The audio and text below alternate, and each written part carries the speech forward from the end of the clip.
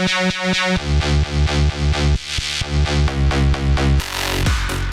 second half of the season of the 2K GT World Cup is very much half approaching. We're coming up to halfway and we are heading to our third stop in Europe in the championship for this one. It's Imola for round 8 of the championship here on iRacing Live on RaceSpot TV. We'll be back to cover qualifying and the full race after these brief messages. Back in soon.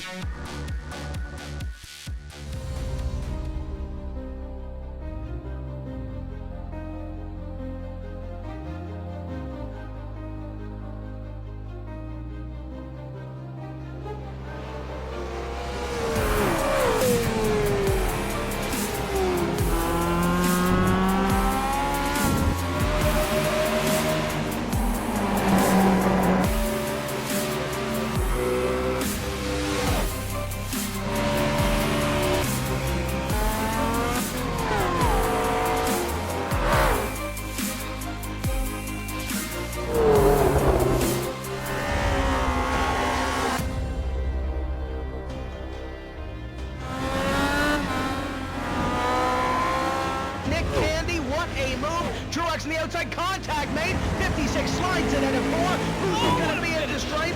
Dead even, give it to Ryan Truex. Truex is your winner over Tandy.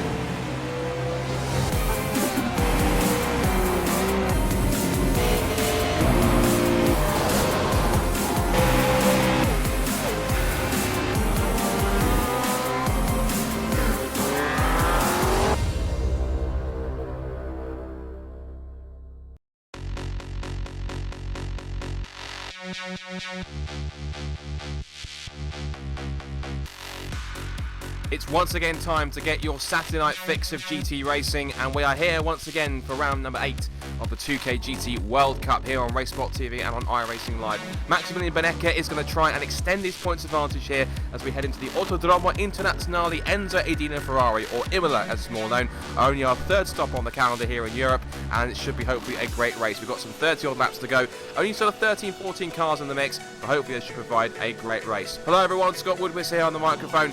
Once again being joined by the fantastic Paul Smith and Hugo Luis on cameras. And Paul, I guess look at the championship standings. Maximilian Benecker, to be fair, he's the only driver in the mix that really is up there in terms of really properly challenging for the championship. So he's going to try and take maximum advantage of the fact that most of his main rivals are not here tonight. Yeah, absolutely. Good evening, good afternoon, wherever you are. Yeah, he's going to be trying to take full advantage of being the only one out of the top 3 that's actually here tonight. So unfortunately, we're not going to be seeing that top championship battle, but there are still some pretty close action to be due ahead of us. And of course, the closest runner from today's race, Justin Brunner, is in joint 3rd place in the championship on 343 points. So he's about 108 points behind, 107 points behind, should I say. So really, he's got the opportunity to maybe, if Maximilian does have an off day, to try and catch up a little bit of that ground as Justin. He potentially could. It's an option. They're just quickly going through some of the point standings as it comes into round number 8 of the championship. Maximilian Benecker leads with a 79 points advantage. He's currently on 450 points, having taken 2 wins and 5 pole positions this season. He's banging to make it 6 in the season from 8 starts. From 7 starts. Patrick Pickler is currently second with 381, not present tonight unfortunately. Neither is Andrea Rodriguez on 343, although Justin Brunner is almost certain to try and get himself up into 3rd place because he's level on points after both drivers have only done 5 rounds each out of the 7 runs so far. And then Marcel Tai is in 5th position with Alexander Menea, Andres Lekan, Patrick Richter, and another man who's also racing tonight, Marcus Pappenbrock, in 9th, and Deo Opachak rounding out the top 10. So, the Imola circuit itself, relatively new to iRacing of course. It's 4.9 kilometres or 3.050 miles for those who want it exactly. 17 turns. I have to admit, Paul, I do have a bit of a soft spot for Imola. It is genuinely in my list of my top 5 favourite circuits in the world. There's just something about Imola, despite sometimes it's at times dark history, that it's a circuit that really, it looks deceptively simple, but it can really punish you if you take liberties with it. It's a fantastic challenge to drive at, and I've only done sort of Formula Renault race around here on iRacing, and it is an enjoyable track to race at. We're just looking at qualifying at the moment. Maximilian Benake currently on provisional pole position with a 141.445. He is 0.6 of a second faster than the next one, which is Nathan Schartner, who has done a 1 minute 42.067 lap. Justin Brunner currently in third place. He's completed his 2 laps of qualifying. It is a 42.6. We've got a few others just completing laps here as well. We've got the number 25 in the yellow, black and white car. That's Heredia. He's just on his first lap, so we'll be keeping an eye on him. And a few others as well. Dunkel, Leiber and Scott McIntyre also yet to set a lap time, so we'll keep an eye on those lap times as we go through. We've got about 3.5 minutes left in qualifying, so still time for those guys to get their 2 requisite laps in. But as I say, Imola, it's historic, it's absolutely fantastic track to race at, but it does provide a challenge as well. Yeah, there's some key corners, of course. You've got the massive long run down the pit straight, and then we have, of course, sections such as the very tricky Tamburello chicanes. This circuit is almost chicane central. There's a lot of different S-bends and tight sort of tricky right-lefts and left-rights to handle as well. But there's also some fairly high-speed corners as well. You've got areas such as, the very tricky turn 7 of Toes. That's quite an cycling post as well. One of my favourite sections on this circuit, Aqua Minerale, a double apex right-hander, very fast entry on the first part. The second part, you get all over the curbs on the inside, and it's also crucial to ride the curves properly on the exit of a corner as well. It's one of those where you can sort of afford to run wide without abusing track limits too much, but it's one of those where really, if you nail that corner just right, it's a really satisfying feeling, isn't it? Yeah, absolutely. I personally like the dive down into Aqua Minerale in itself. It's a rewarding corner to attack, and when you get it right, you just have such a good feeling about that. But Piratella, before that, it's a blind crest.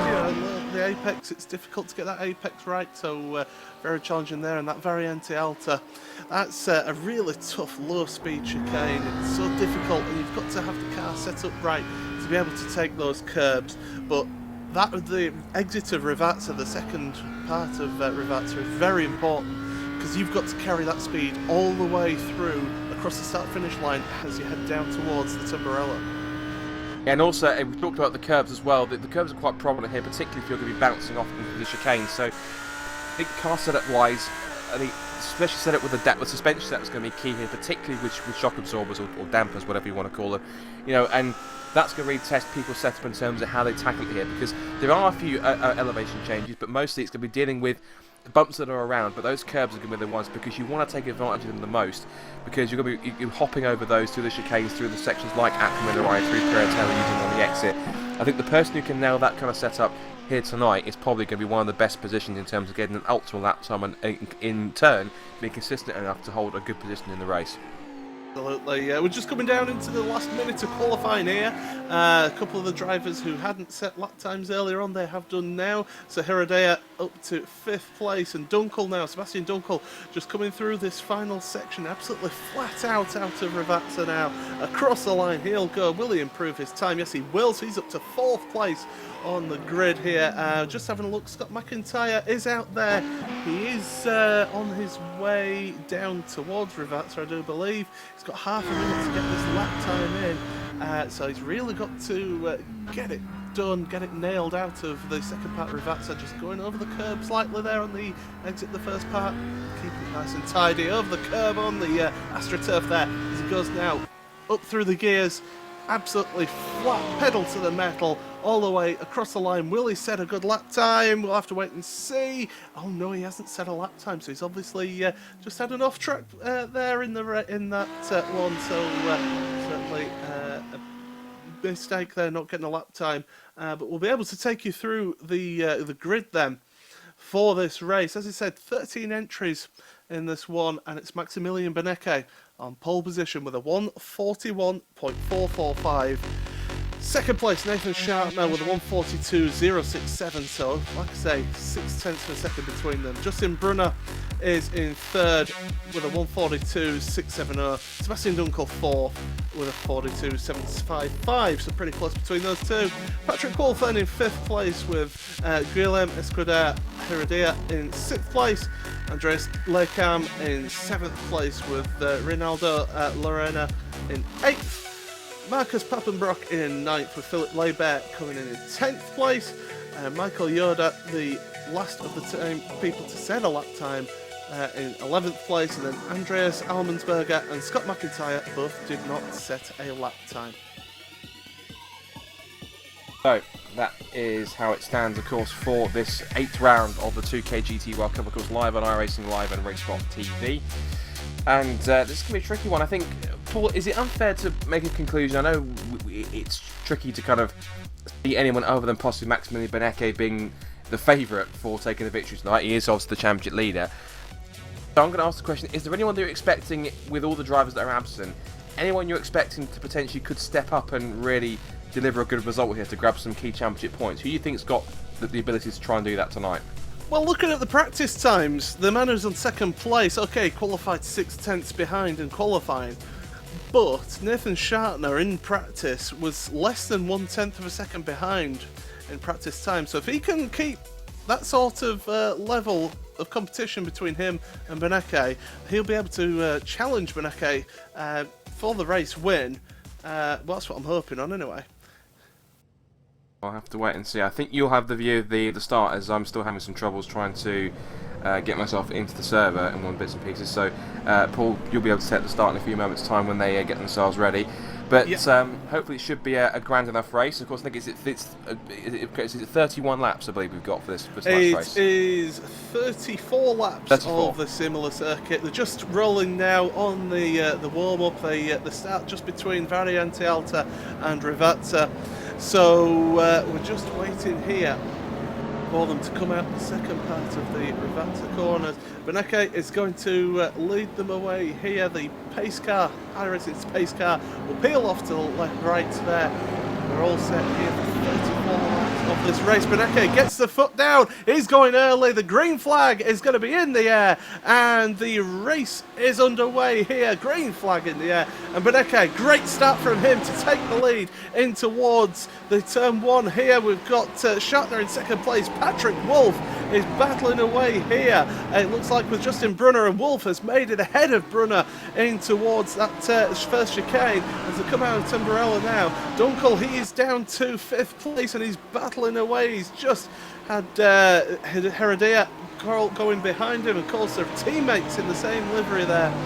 And, well, they're all through safely through these first couple of corners through Villeneuve, and now through Tosa. Up the hill they go, and it's going to be Benecke taking that lead early on. Already building up 8/10 of a second gap here is Benecke. So obviously trying to build a gap here between him and Shartner at the start here, just to try and break any draft that Shartner may have. And as they come down through Aqua Minerale now, it's important to clip those curbs right, not to run too wide, and that's exactly what's happened there. Just looking through your field, we've got a bit of close action here. Almensberger is 1/10 behind Pappenbrock as they head towards the Variante Alta. He's going to look down the inside, over the curb there, and Almensberger takes the place ahead of Marcus Pappenbrock. So that is up to 10th place now for Almensberger as they head now down towards Rivazza, and through Rivazza goes Benecke for the first time. He's going to come through here to complete the first lap, and he is already 1.1 seconds ahead of Nathan Shartner. That Audi that Benecke is driving, really looking hooked up here, but he's in the slipstream though as Shartner as they go down that start-finish straight as they head towards Tamburello again. And well, Shartner just having to stay behind for the time being in that McLaren. Patrick Wolf in 3rd place in an Audi, so obviously these Audis looking very strong here early on, but Justin Brunner there in the Mercedes. So coming to the second chicane here, Variante Villeneuve. It certainly is looking good. Everyone just settling down, just trying to get in a bit of a rhythm here, but certainly plenty of action to go here. We've had one lap, we've got another 33 laps remaining. And a very clean start so far, Scott, and hopefully get you sorted out and into this session. I don't believe you're still having problems, aren't you, Scott? But One or two, yeah, but so might have to fill for a while, I'm afraid. So apologies, ladies and gentlemen, but I'll be in as soon as I can. It's okay. I've worked on my own before. But we'll have a look here. So Beneke in the lead, 1.3 seconds ahead of Shatner as they go into Variante Alta. Oh, bouncing over the curbs there is Shatner, really taking a lot of curb there in that McLaren, but he's pulled out a 1.5 second gap over Wolf, who is under intense pressure here from Justin Brunner as they head down towards Ravazza. Now it's going to be interesting to see how it goes for Wolf and Brunner as they come out of the second part of Ravazza now, and it's all about that speed, carrying the speed all the way down the straight here. And well, Wolf is under pressure because he's got Justin Brunner right in his draft. He's in the slipstream. They're going down through over the timing line once again. Across the line to go, and well, Brunner looking to the inside here, deciding against it for the time being. And well, over the curbs they go once again through the Tumbarello chicane there, and it is still Brunner who is in second place. Don't forget, you got live timing of this race available. Just go to racebot.tv/timing, and that will get you. Keep an eye on this race as you go through here, but it's Brunner and Wolf. They are absolutely neck and neck here as they go through Tosa, up the hill once again towards Piratella.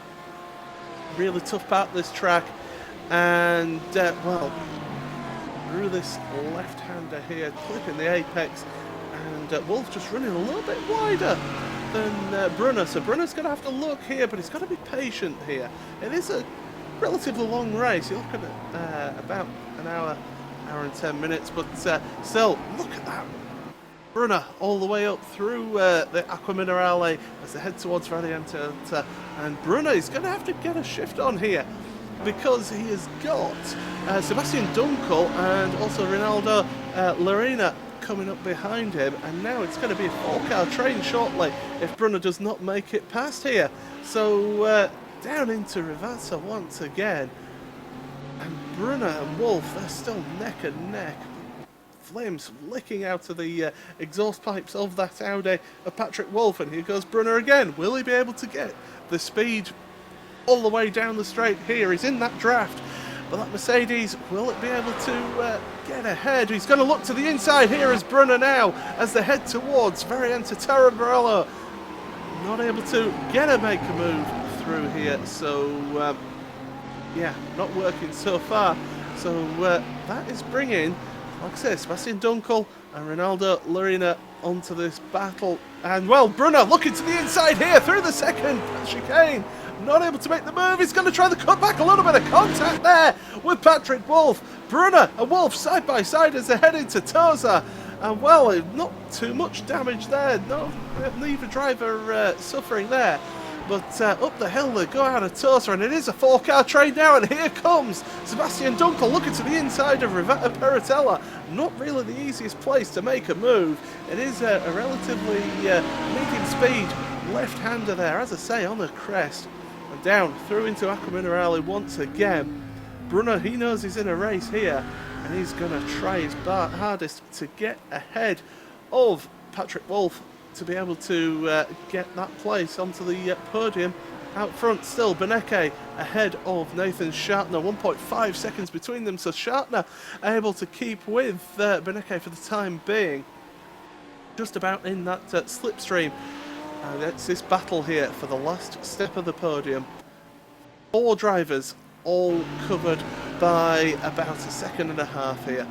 So definitely a tough battle for these guys. Patrick Wolf doing great to soak up all the pressure here to go over the start and finish straight once again. Another lap on the books here. 30 laps remaining in this race. Justin Brunner not close enough really to make that move stick as they head down towards that Tumbarello chicane here. Left, right, and then left again. Got them the power nice and early at that second part of the chicane to carry the speed all the way down towards Variante Villeneuve. Of course, named after the late great Gilles Villeneuve.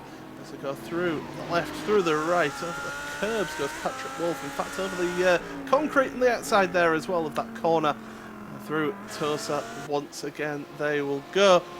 You've got this battle here. You've also got Andreas Almensberger catch up to Andreas Lekam.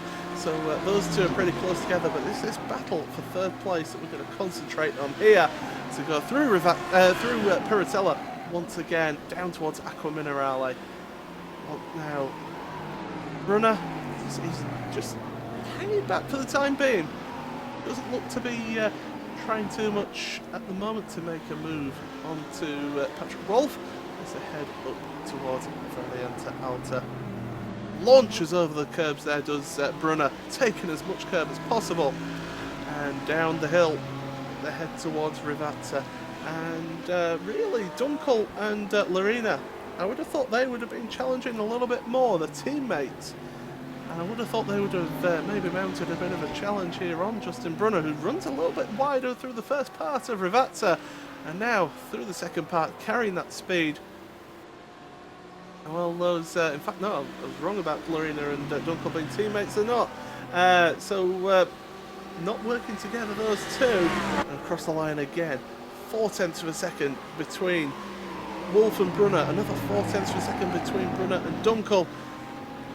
And 0.7 of a second between Lorena and Dunkel as Almensberger has made it past Lekam. And that's a change of position there. So up to 8th place now for Andreas Almensberger, who started in 12th place, of course, didn't set a lap time. Obviously made a couple of mistakes in qualifying, and that shows here. He's having to work his way through. Almensberger was 4th fastest in practice, so he does have the pace here in this car. As he goes through Tosa, he is, as I say, up to 8th place in this race. But still, this battle going on. Wolf just pulling out slightly over Justin Brunner there through this middle part of the track.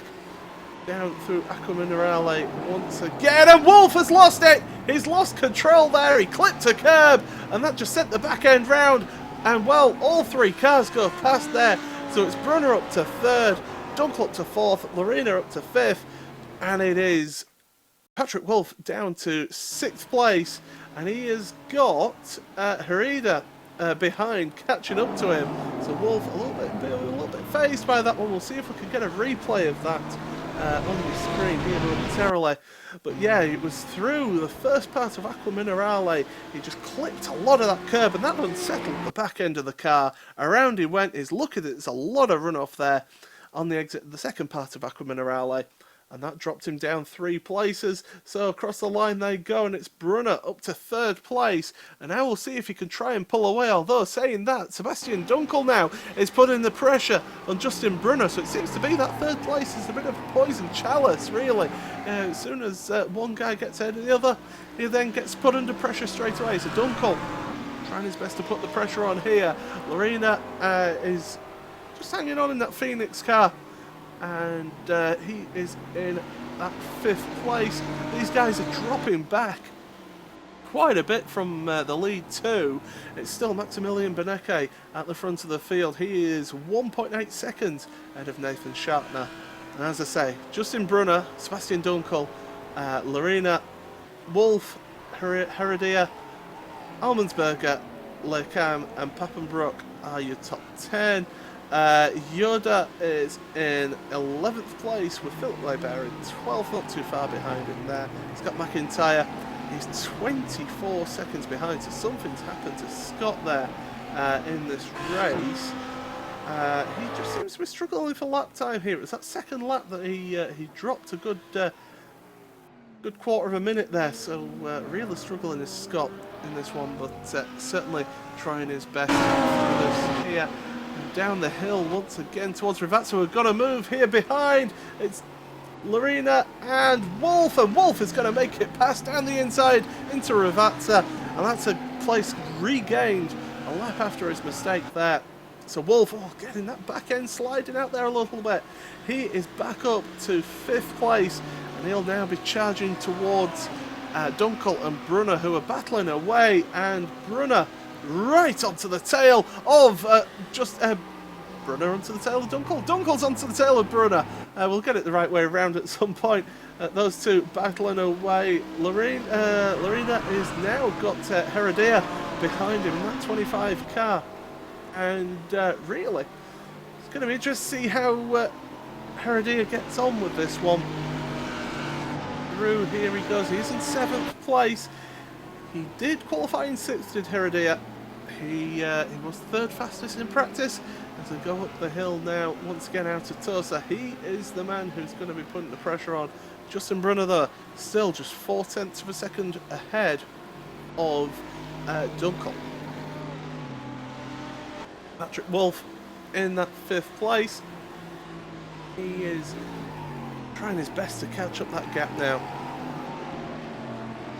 Through the second part of Aqua Minerale, he goes up the hill. And he's just pulling out that gap there slightly on Lorena and Heredia, who are together through the Valiante Alta. Now they go and down the hill towards the end of the lap towards Rivatsa. And Bruno now just seems to be settling down a little bit.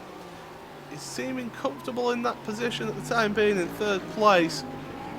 He is 0.7 of a second ahead of Sebastian Dunkel. Dunkel will get the slipstream here down the start and finish straight. Certainly Brunner has got enough of a gap to not worry about being under attack at this moment in time. Across the line they go. Last lap for Brunner was a 43.3, Dunkel 43.5, and really interesting to see that the two race leaders, 2 seconds between them, the last lap, Maximilian Benake a 42.639, Nathan Shatner a 42.640, 1,000th of a second between the two of them. Absolutely fantastic, really close in terms of lap time between the two, but it's just Benake who's just slowly eking out that gap there in 1st place, 2.1 seconds in the lead for the time being. Well, Heredia has made it past Lorena now, so that is a change of position. So Lorena down to 7th place in this race. I'll have to see where that move was taken, although Heredia running a little bit slower through there, and that's going to allow Lorena back past. I wonder if he's let him past because of maybe a little bit of contact earlier on. They went past going into the first chicane. Doesn't look to be any contact involved in that, so Heredia just to be giving that place back. So down the hill they go once again. And yeah, Brunner does look comfortable now. He's 1.7 seconds ahead of Dunkel, who's under intense pressure. Contact with Patrick Wolf. Oh, more contact down there at Rivasa. Oh, and a big one there. Who was that one went flying there? It's Andreas Almensberger. And, well, Almensberger, Dunkel got turned there. That is, that is crazy. That what happened there. Patrick Wolf and Dunkel came together. They were side by side into Rivasa. And then contact between the two of them. Bang! The other car's trying to get out the way. And Almensberger, the instant victim there, around the corner, and bang into the side of Sebastian Dunkel. That's changed up the order quite a bit here. So you've now got, it was Justin Brunner in 3rd place, he's still there. Heredia is 4th place, with Lorena in 5th place. Those two had to make avoiding action through Rivazza there to avoid that incident there. Patrick Wolf is in 6th place now. He's dropped down a couple of positions again, so he's back down to 6th place. He's got a bit of damage on that car as well. It doesn't look to be going quite straight, does that car? So, a little bit of damage on the rear right of that car. Lakeham, is now up to 7th place. Andreas, so he's moved up a couple of positions there. And Sebastian Dunkel down to 9th place out of all of that. So he really has been badly done to there. He looks to be struggling with that car as well. Now, I can tell you, Andreas Almensberger, he's taken a tour back to the pit, so he wasn't able to drive that car back. So that pretty much is his race done.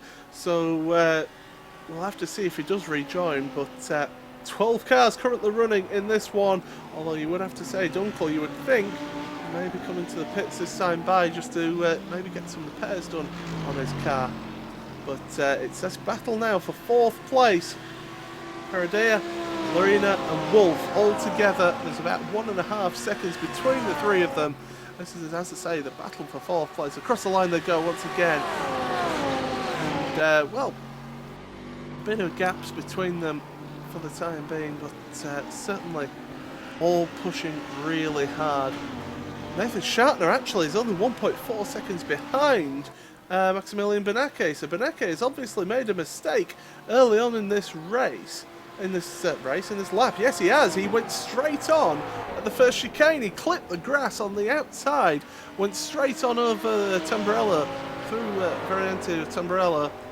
Had to take a slow down penalty as well. So Benecke, even though has a good lead over Schartner, still under pressure and making mistakes there between them. So Schartner obviously trying his best to get up with Benecke there. And he will see that mistake there and think, right, I've got, get my foot down here, and we could really make something of this. And well, it's still this battle here for 4th place. It's the closest one on track. Heredia, Lorena, and Wolf. Lorena runs very wide there out of Variante Alta. And well, it's going to be Wolf who gets the run now down towards Rivazza once again. Wolf, though, just taking a little bit cautious this time through the first pass of Rivazza, so obviously it really affected him, did that move a couple of laps ago. And now up over the start and finish line once again. And it's just, let's have a look at that, 0.2 of a second. And Wolf really in the slipstream now, going to look towards the inside of Tamburello. Not able to get alongside though, so he's going to hang back for the time being and maybe just take advantage of Lorena at certain parts of the track where he feels he's stronger as Wolf as I go through here towards Variante Villeneuve. He's looking to the inside again, but not really the best time to do that. Although, saying that, Lorena runs wide. He just got a bit of a back-end wiggle there, and that Phoenix driver has lost the position there to Patrick Wolf. So Wolf, once again, having to recover up into 5th place there. So Lorena down to 6th place in this race. He won't want to give that one up too easily though. He'll want to carry on fighting here, try and get that place back. But Patrick Wolf certainly looks a man on the mission at the moment. Certainly as they come through Aqua Minerale once again. We have 23 laps remaining in this 34 lap race. Maximilian Benecke at the front. He is 1.8 seconds ahead of Nathan Schartner. Schartner is 11 seconds ahead of Justin Brunner. So Brunner not able to keep to the pace of the front two. Then Heredia is in 4th place, 5 seconds behind Justin Brunner here. Patrick Wolf up to 5th place now after making that move on the exit of Variante Villeneuve. Lorena down to 6th place, and he's dropping back here, and Lorena has made another mistake. He's off on the grass, so obviously getting a little bit error. Back end going out again, just clipping that curb, it bumped up. He did well to keep it out of the barriers there, did Lorena, and that's going to allow Laycam now to make it back past him. So Laycam started in 7th place up to 6th place in this race. At the moment, it's your front three is how they started, 1st, 2nd and 3rd. Heredia, he started in 6th place up to 4th place, so two positions gained there in this one. Another man who's gained position 2 places is Michael Yoda. He is up to 9th place now in this race. Scott McIntyre started 13th up to 11th in this one as well. Philip Laibert, he's currently in the pits, and he's not going anywhere at the moment. He's just getting a tyre change done there, so he is coming back out. 22 laps remaining in this one. Laibert has made a pit stop here, so maybe fueled a little bit too short, or I don't know, but he's coming out of the pits just as Scott McIntyre. And who's that with McIntyre? Well, I can tell you that's Sebastian Dunkel. So Dunkel having to make a comeback here after that incident down at Rivazza. These two battling it out here for 10th and 11th places to come through the Tamburello. And well, it is Dunkel who's going to come alongside here. He's going to look to the inside in towards Villeneuve. Through that left-hander there, makes his dominance show there.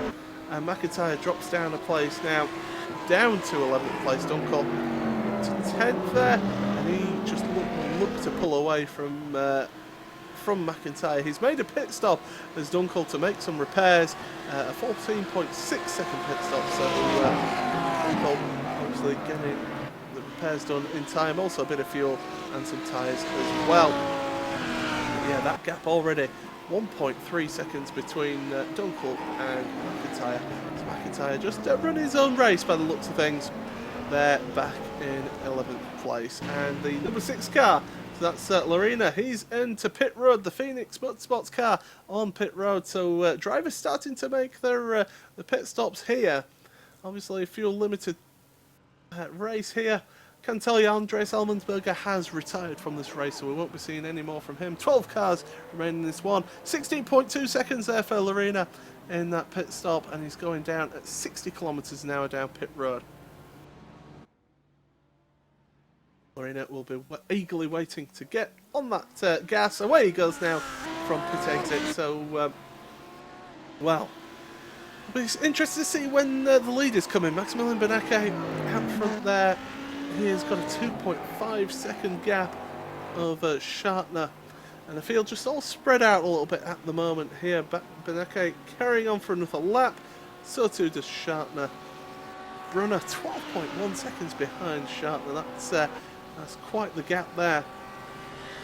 The man in the Mercedes, Justin Brunner, he is going to stay out for another lap here as well.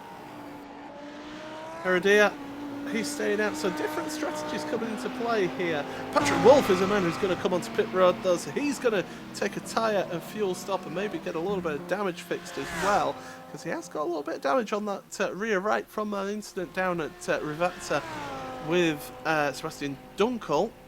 Dunkel, who is back on pit road actually by the looks of things, so he's had an incident here.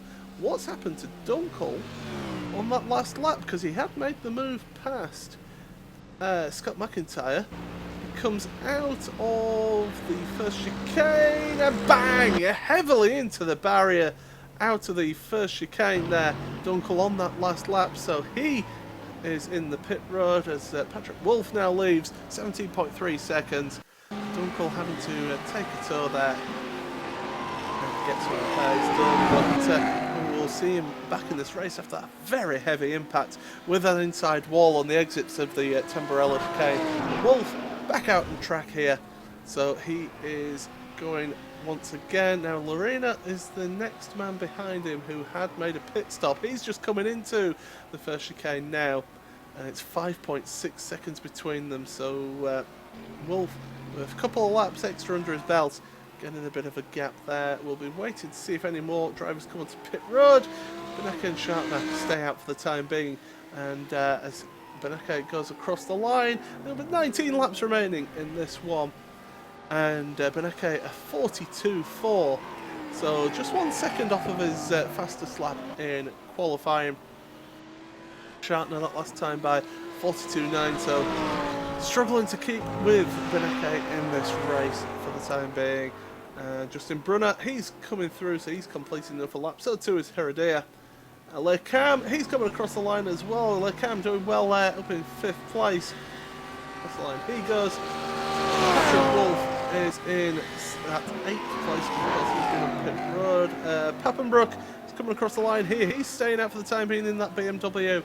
Good mix of cars here in this race. The second of the Mercedes here, Yoda, Michael Yoda coming across the line now, so he's staying out for another lap.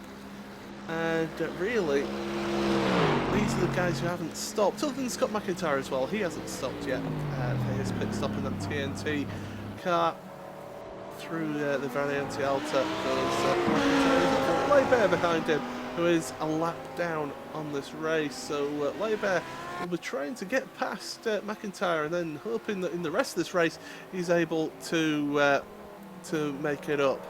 But well, Leibert just taking it easy through the second part of Rivazza, and it was actually McIntyre who just got the back end kick out on him.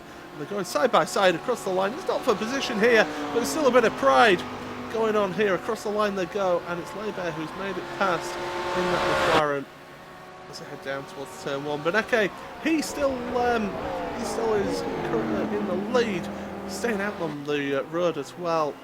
not coming into the pits yet. So getting towards just around that halfway point. So really, any time after this, he'll be taking less fuel than others who have pitted already, which will mean that he will only go quicker and quicker with fresher tyres.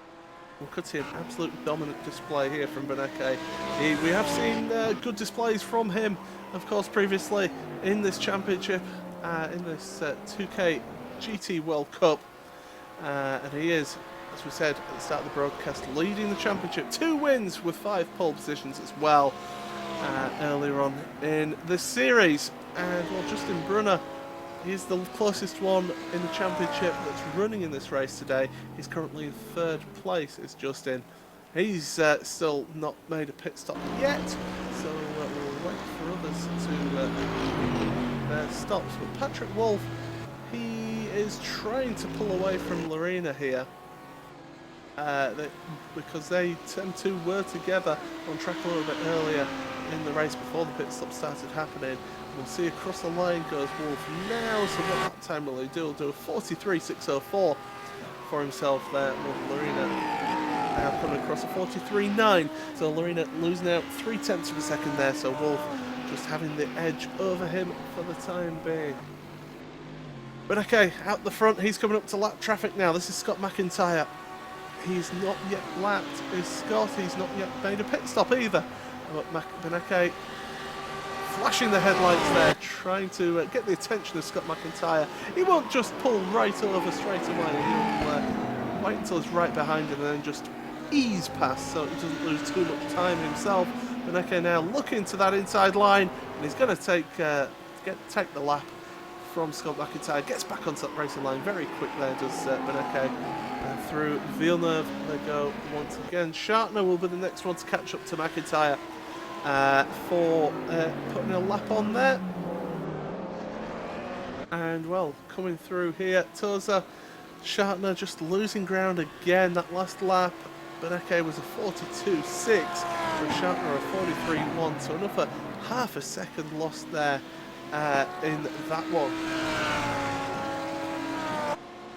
As now we're going through 17 laps remaining of this race. Current standings as they are: Maximilian Beneke in 1st place, started in pole position, and he's stayed out in 1st place there. Shartner 2nd place, he started 2nd as well, and he's currently in 2nd place in this one. Justin Brunner, again, the man who started in 3rd place, is currently in the place he started, 3rd place in this one. And then the first of the different here, Heredia in 4th place. He is up from 6th place on the grid. Andreas Lecam started in 7th place and up to 5th. And in 6th place is Marcus Papenbrock, who started in 9th place and is up to 6th place in this race, with Yoda in 7th place after starting in 11th. So some good movers and shakers here, although a few of those drivers have yet to make their pit stops in this one. As we go now onto another lap, and well, it'll be interesting to see when Beneke and Shartner come into the pits. Will they be coming in together? Because they're different cars, they'll have slightly different fuel rates, different styles as well of driving. And well, Beneke through here for the time being, and well, I'm going to just quickly bring in Scott here, because I know you're not able to see what's going on, Scott, but with a race like this, just how important is it to keep you focused, and how difficult is it to keep you focused when you are just pulling out that gap at the front?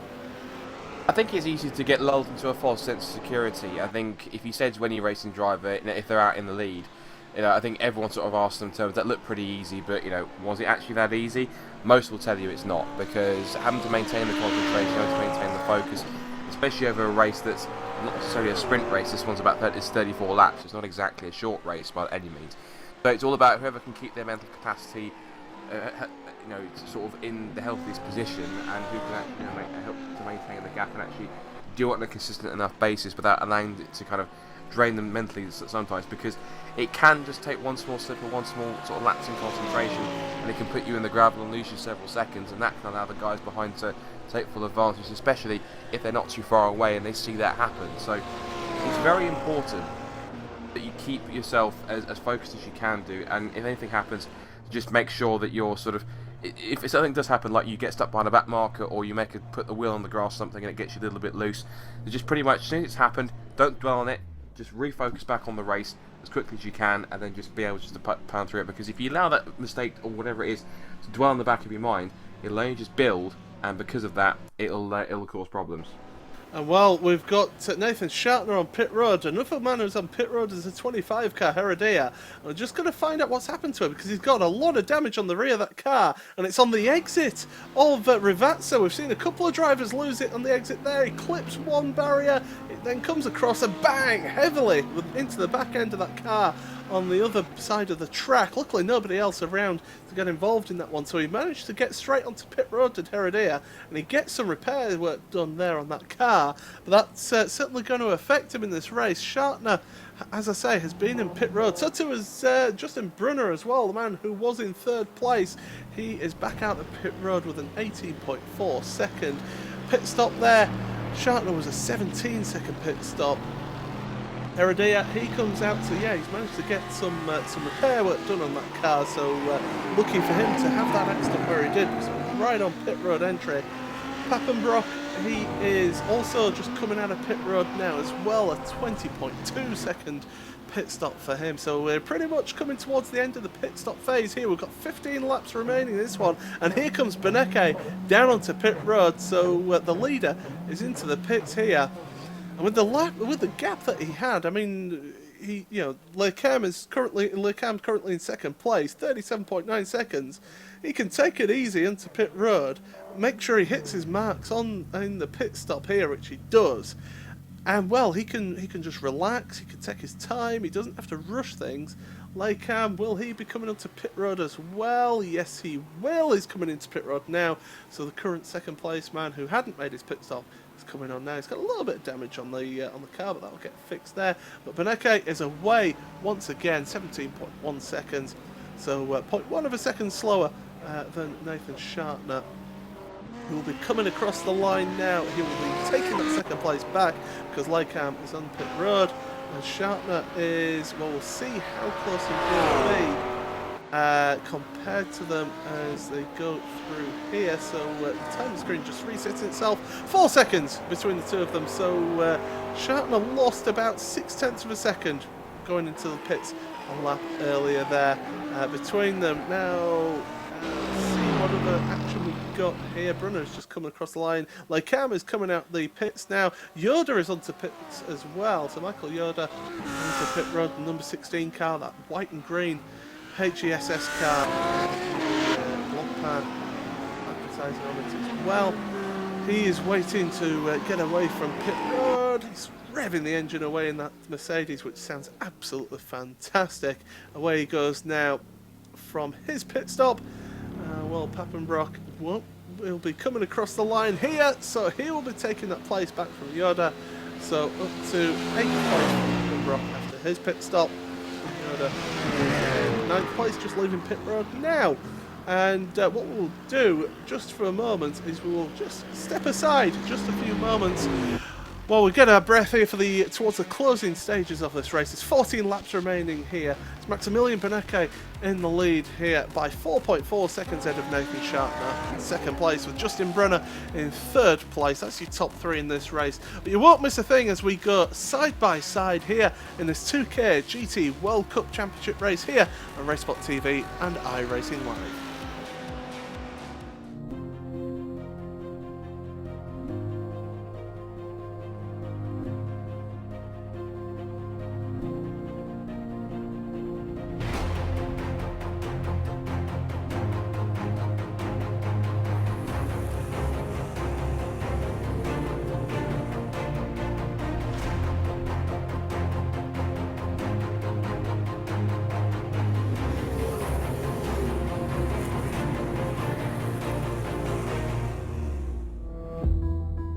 was interesting this morning to come out here and get on the track and look closely at how rubber was starting to kind of take to the track, you know, where there were ruts and spots that looked still like dirt, and other spots were super shiny and had a bluish tint. We scanned this track twice because we needed to be able to measure the differences between the track before it's raced and after it's raced. With dirt track racing, the dynamics of the track change dramatically once it's raced on throughout the race. And by scanning it beforehand, we were able to gain a baseline that we're now able to compare with the scan from after the race. Take a look at the cushion, see where it's built up, see how deep it is, and try to figure out some of these variables that we'll have to account for when we create our digital representations of dirt racing and dirt tracks. Our associate producer, Kevin Einarelli, was actually quite the soldier, and he stayed here all night scanning so that we could get this second scan, because in the morning after the race, they ripped the track up. So the window that we have to collect that data is very limited. So thanks, Kevin. So we had a similar approach with the photography of this track that we had with the laser scan. We photographed it twice. So we were able to get in here right before the race started, right after all the trucks had finished running the track in, and take reference photography of the track.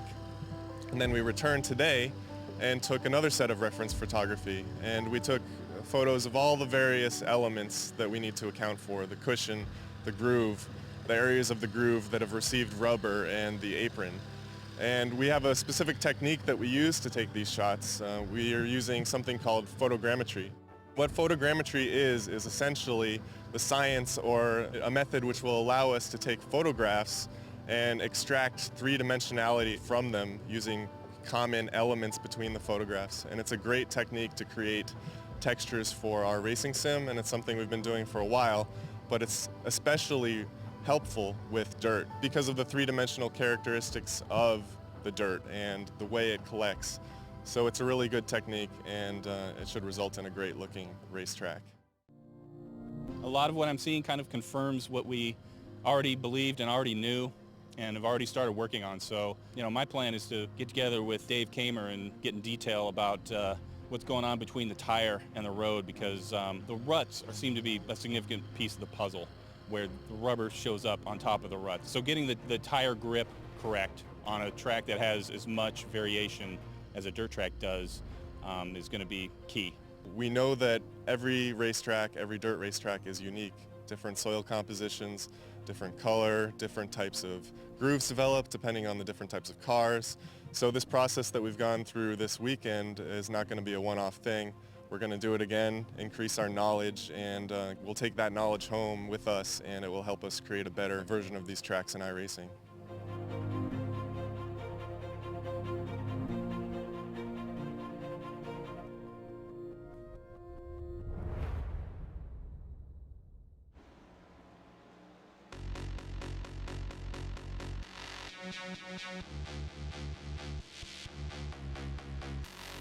It's round 8 of the 2K GT World Cup here on iRacing Live and RaceSpot TV, and we're in towards the final section of this race.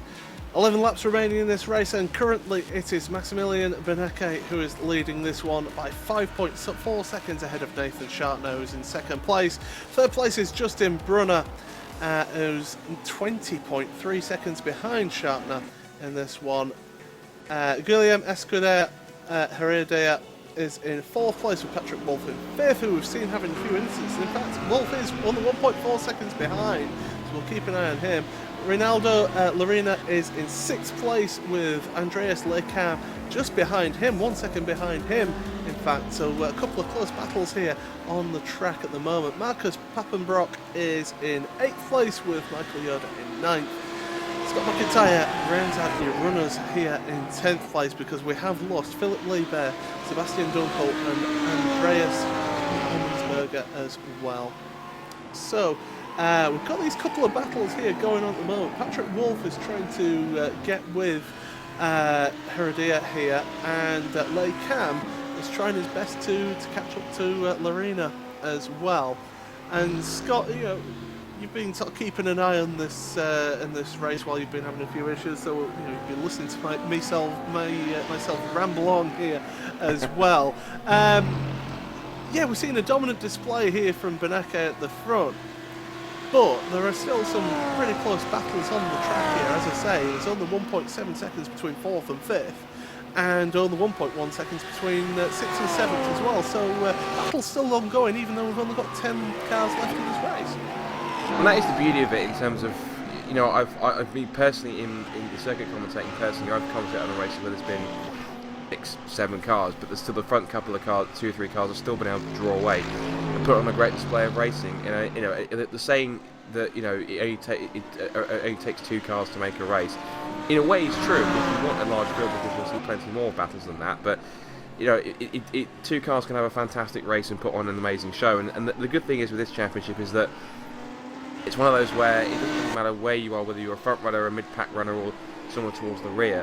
It's nice that you've always got someone, at least one person, to have fun and have a race with. So that's really one to look out for there. I think this battle for 4th is probably going to be pretty interesting as we come towards the closing stage of this race, and I wonder if it's going to be possibly resolved in either driver's favour in some evident way. I'll have to wait and see if it plays out that way, but certainly been a good race from what I've heard of so far, and yeah, but in all fairness, I think, with all due respect to everyone else, I think really we couldn't really have looked past anyone other than Maximilian Beneke just to drive in front and just almost ride off into the sunset. He hasn't done that completely because he's only, I say only 5.5 seconds ahead, but then again, 5.5 seconds can mean quite a lot in any form of motorsport that you think about. Well, Patrick Wolf has made a little mistake on this lap down at Acqua Minerale, just lost himself a second there on the next man Heredia, so losing himself a little bit of time. That won't help in his battle here, because he has been running a little bit quicker, but as they come across the line here, Heredia, that last lap was a 43.8.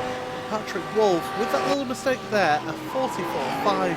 So losing another, what, 7/10 of a second there on that one.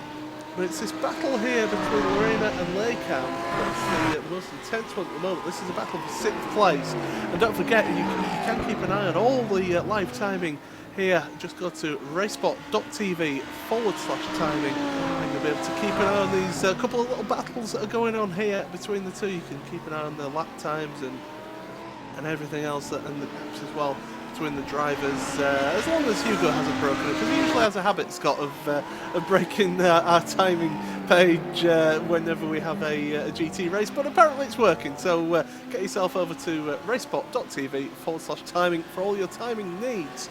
But yeah, 1.5 seconds between Lorena and Lecam at the moment, so these two, it's a slow burner, and I'll always go back to something that the great Murray Walker used to always say: there's no such thing as a boring race. There is always something going on, and it's true even with this race, Scott, that there is always something going on here. We've seen plenty of drama with people losing control, a big accident down at Rivazza, and we've got these little battles here that are making this race interesting. It's never, like I said, never a dull race. I think it's interesting with several people what they personally define as a different race. What every single racing fan will define as, you know, a dull race or an uninteresting race compared to an exciting one. It varies. Some people just like out and out attacking. Some people like cars running close together in terms of potentially making battles. People like, you know, some like when the cars are constantly swapping places, when you get a race that's full of attrition, when you get sort of surprise leaders, or, you know, when it's a race that's pretty much already properly decided on strategy. So it depends, and you're absolutely right in terms of no matter what race you see, there is always something to have a look at, or something to take account of, something to, you know, possibly analyse and look at in a little bit more in depth, no matter what race championship or discipline it might be, no matter which circuit it might be. So it's quite interesting, you know, that it's one of those times sometimes when numbers are down, you like to think that there's, while quantity's not exactly there, the quality hasn't been scrimped on. There are some quality drivers in this field. Regardless of some of the gaps, these guys know what they have to do, and they're up in 2KGC for a reason, because they are a decent enough driver, and they get a chance here at least to try and snatch some points away from drivers which maybe, you know, those points would have been reserved for some of the faster guys up towards the top of the championship that aren't here present tonight. Yeah, I mean, that's it. I mean, we're looking at the standings here. Nathan Shartner competed in 2 races so far this season on 169 points. Currently stands in 2nd place, so he's going to get a really good haul of points here to help him. Like I say, 19th place in the championship. So really could end up doing well here out of that, as Lakeham has caught up a little bit of time here, now just 0.8 of a second behind Lorena, so we'll be keeping an eye on that. The number 6 and the 106 between the two of them, battling over that 6th place. But you've got someone like that. Justin Brunner, as we were saying earlier, was joint 3rd in the championship. And he'll be getting some good points here for 2nd place as long as he finishes, for 3rd place, sorry, as long as he finishes. So that'll be sort of good work for him in the championship. You know, Heredia as well is another one that, you know, is further down in the championship, 21st, so behind Shartner. So again, we'll get some good points because they have, Heredia has had 3 non-finishes in this championship so far this season. Yeah, it's an interesting one to watch for. You know, I think the main thing we take away from here is that, you know, Benek is going to extend his championship lead no matter what. So, or at least he'll be still leading the championship by quite a margin. In fact, it'll be exactly the same margin at least if something happens to him in the last few laps. Obviously, we don't want that to happen. But even so, it's you know, it's a good chance at least for, you know, the driver that's immediately going to kind of benefit from this the most behind him is Justin Brunner, because of course he's in 4th place. But he's equal tied on points for 3rd. Pretty much anything he scores tonight is going to put him up into that P3 spot, so put him a little bit closer to getting up maybe towards 2nd place. He's not that far away if I look at the standings personally myself, because I look at where he is. He's only sort of, let's have a look, 38 points? Yeah, I mean, depending on how many, I don't know exactly how the point structure works, depending on how many cars are present in a race. But the fact that he's able to draw that in, I mean, he should at least not only overtake Andrea Rodriguez, but also really sort of ebb away at that gap between himself and Patrick Picola pretty substantially, I'd imagine, by the end of this race. So I think for Benek, it's just basically just consolidating the lead that he has and building up a little bit more. For Brunner, he knows that he can make the most of that there. But other guys like Lakeham and Papenbrock, they can make an impact as well, because Lakeham can move up a couple of spots too.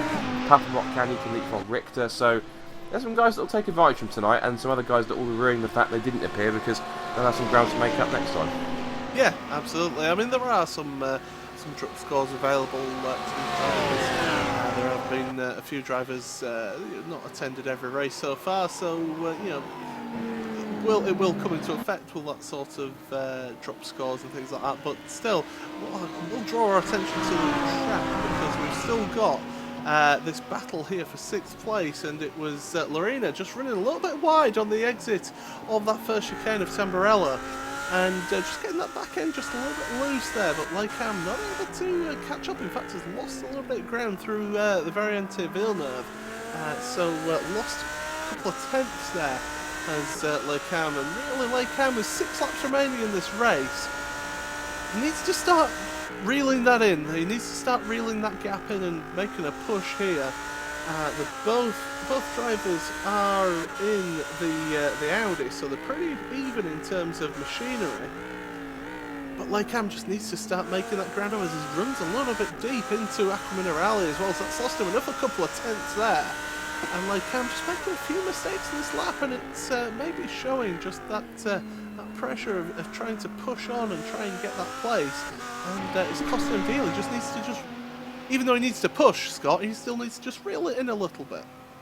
Yeah, like I said, I think he's got to realise that, you know, he's going to gain some points on his rivals around him, no matter really where he finishes anyway.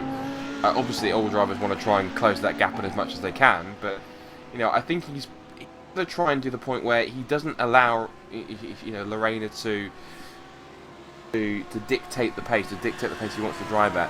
You know, yes, in some cases for him, it's easier to be the pursuer than to be the pursued. But it's easy to be caught into, you know, Lorena actually running at a certain pace. Effectively, it'd be more a benefit to Lakeham at these closing stages, where if he realises that, you know, Lorena has got the outright pace at this point in time, They just sit back and just let him run the rest of his race. I mean, I'm just looking back.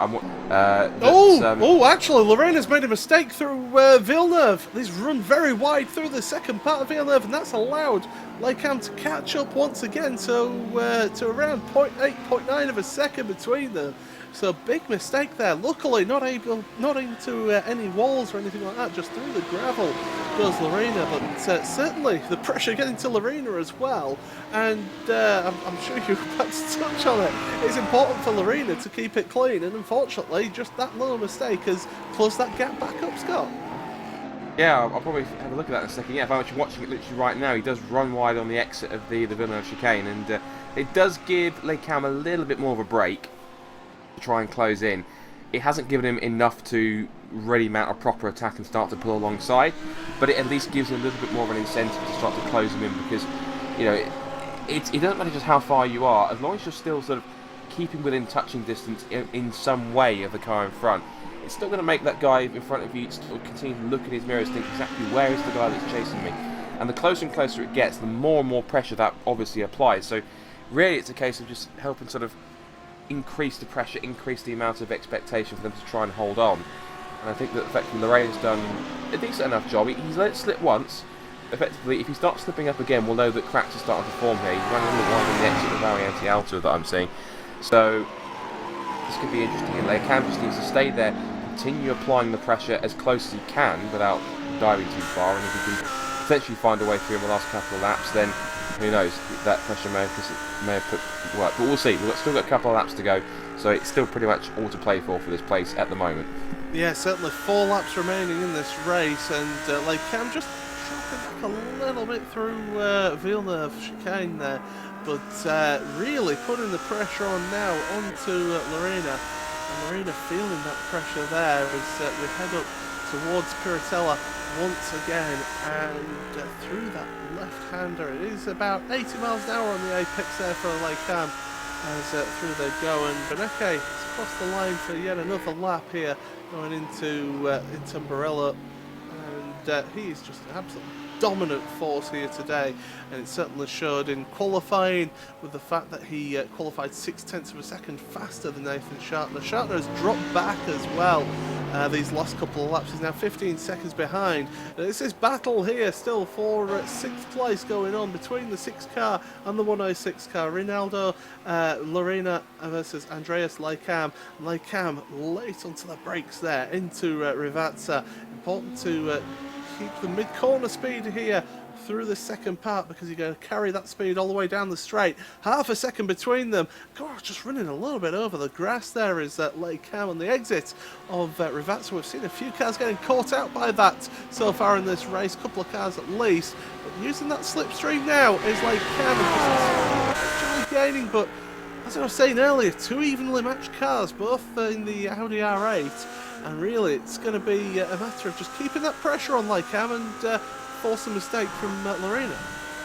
Well, it's quite evident, you know, that Lecam is, at this point in time, he can sense that Lorena is potentially on the ropes. You know, he's sort of running a little bit wider into corners than he normally would have done, and using a little bit more of the track, which in some cases is good. But at the same time, it's showing that, you know, Lorena is trying to find other ways to try and find more time, find more opportunities to try and get a little bit more of an advantage, to ebb that gap away once more.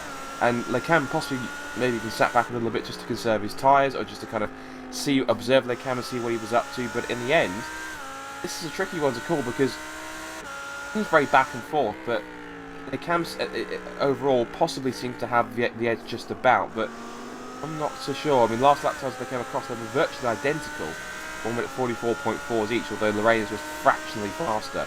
So I can't really call this one. We've got about 3 and a bit, well, 2.5 laps to go on this one, and this is going to be a tricky one. It's going to come down probably to like a last lap battle all the way, and if Lorena can resist this, Lecam's looking down into Rivazza. He's 0.3, 0.4 of a second behind. He's really putting the pressure on now is Lecam to go through the second part of Rivazza, and now on that power, using that draft of that car in front, and he's certainly closer this time around than he was last time. We'll have 2 laps remaining between the 2 of them as they go across the line here. Beneke is, as you say, on his final on his penultimate lap, should I say, as they're going into the first chicane here, though. Through Tamburello they go, and this is the closest that Lycam has been through this section of the track so far to Lorena. Lorena running out over that curb, so too is Lycam. Lycam trying to do everything in his power to get past Lorena, and Lorena doing a really good job there through the Villeneuve chicane to hold on to that place for the time being. Now down into Tosa. Lycam staying at around that 0.6 of a second gap there, and just running a little bit wide actually on the exit of Tosa, but able to carry that speed still, able to keep that gap to what it was before. Now through Piratella. Important to get your line right through here, get it nice and tight over the apex, get it over to the left hand side now for Acqua Minerale. These double apex right hander here. There's one and there's the second. Clip that curb, go over the left hand curb there, up the hill now towards Variante Alta. Very slow right left chicane. You want to take as much of the curb as you possibly can, and both of them do just that. And Lycam, maybe just taking that curb a little bit more than Lorena's. Well, I can tell you Beneke is on his final lap now. In fact, he's already through Tosa, and well, Lorena under pressure here from Lycam once again into Rivazza, but so far able to hold on to that pace now as they come on to start their final lap now between these two. So this battle is ongoing, and Lycam once again in that slipstream, in that draft, as they go across the line here, but not able to catch up enough really, although he's 0.2 of a second behind. He's going to maybe have a look into the first chicane. He's having a look there, he's showing his car, showing the nose there, not alongside yet. And those two will still be battling it out. Meanwhile, Beneke is through Variante Alta now, and he's coming down towards Rivazza towards the end of the lap. So we'll keep an eye for our leader to come across the line here. He's got a 21-second lead over Schartner now. So Schartner's made a few errors in this race, and well, Lycam's still behind for the time being on Lorena, but it's Beneke now at the last corner out of Rivazza. He's going to take it easy, flush in the headlights, he's going to go weaving across the line here. He takes a dominant win here, across the line he goes, and that is a fantastic win there from Maximilian Beneke in this race. 34 laps and he's won it. Fantastic work from him. That battle between Lorena and Lycam, that's just sort of spread out a little bit. There's about a second between them, so Lycam maybe just not able to take advantage towards the end there. Second place, Nathan Schartner comes across the line now, so he'll take second place in this race. He's slowing it right down and stopping there, so he has finished. Justin Brunner is going to come across the line now. He's going to finish in that third place, so that's your podium there between those three. Heredia, he's coming across the line now as well in fourth at number 25 car. We saw have a little spin and instant at the exit of Rivazza. Patrick Wolf, he's been in the wars today, but he has come across the line in fifth place, and it's this battle all the way to the end here. Lorena and Lycam across the line here, 6th and 7th between them, and it's only 0.2 of a second between them across the line, so fantastic work between the two of them. Marcus Pappenbrock now, he is going to be the next car coming across the line. He's quite a ways yet to go. He's heading down towards Rivazza, and he's going to take this. It's in that BMW, and through that first left-hander there, over the curbing on the outside of the first part of Rivazza, through the second part there, and he's going to come across the line here to take that 8th place, initial points here in the championship for him. Pappenbrock comes across the line there. Michael Yoda, he was a lap down, so he finishes in 9th with Scott McIntyre, 2 laps down in 10th there, and then you have the 3 non-finishers, and well, we'll be able to take you through the results here. I don't know, Scott, if you've got the live timing screen there, you'll be able to take us through the results. I don't have it in front of me, if I'm honest. It's been a bit okay, I'll go through it. We'll make it. It's been a bit of a tricky one, unfortunately, because my iRacing's net connection decided to let me down, unfortunately. So I would have liked to commentate on this race properly, but yeah, never mind. Outside forces have allowed me to not do that. I've actually got the time screen in front of me here, sorry, so I can go through them if you like. All right. Well, if you want to take us through the results then of this race, then Scott. Yes, certainly. So then, winner, of course, Maximilian Beneke. Of course, after 34 laps, he wins by quite a substantial margin, of course, to Andres Lycam in second place. Then Marcus Pappenbrock in third, or that's what the timing screen's telling me at least. No, that's yeah. So it looks like the timing screen there The timing screen is broken. Right. That's so wonderful. Hugo's broken the timing screen. We'll agree on that. So what we'll do is I'll take you through the results Yes, then, please do. because I have them here on my screen. And well, it is a fantastic win there, third win of the season for Maximilian Benecke to win this one in 59 minutes 2 seconds. On this one, Nathan Shartner in second place, 22.694. And Justin Brunner in third with a 35.118 seconds behind the leader in this one. Escudar Heredia in fourth place with Patrick Wolf in fifth. And then, as you see, really close finish between 6th and 7th place. Lorena and Cam just 0.2 of a second between those two. Pappenbrock then finished in 8th place. And then your drivers laps down here. Michael Yoda in 9th place. One lap down there. Scott McIntyre 2 laps down in 10th place after starting 13th, so good result from him. And then drivers who didn't finish in this one. You had Philip Leibert, who finished classified as 11th, with Sebastian Dunkel in 12th, and Andreas Almensberger in 13th place. So, well, that was an interesting broadcast, Scott, but we got there in the end. Just any final thoughts on this one? Yeah, I'll say it's again, congratulations to Maximilian Benecke, a pretty dominant drive again. It was, I hate to not to disrespect the other guys, but I kind of expected that was going to happen because he was one of the only top line drivers within reason that was actually in the mix to make that happen. So, but well done to everyone who finished, and a great job by Maximilian. He can extend his points lead even further, and it that helps him go towards the end of the first half of the season with renewed confidence. So, I'd say roll on, and hopefully for the next one, everything should be all sorted and done and dusted. Absolutely. So, well, that was it was an interesting race in the end there, with some really close battling going on, a couple of incidents as well. But congratulations to Maximilian Benecke, who wins that one. Just now, thanks to Anvern Designs for providing us our brilliant graphics here on the screen. And thanks to Scott. Thanks for joining us and helping out as much as you could. I know you had difficulties there, but thanks a lot for that. From myself, Paul Smith, and from Hugo Lewis, who is on the cameras as always, it's a goodbye from Imola here in the 2K GT World Cup on iRacing Live and Racespot TV. Good night.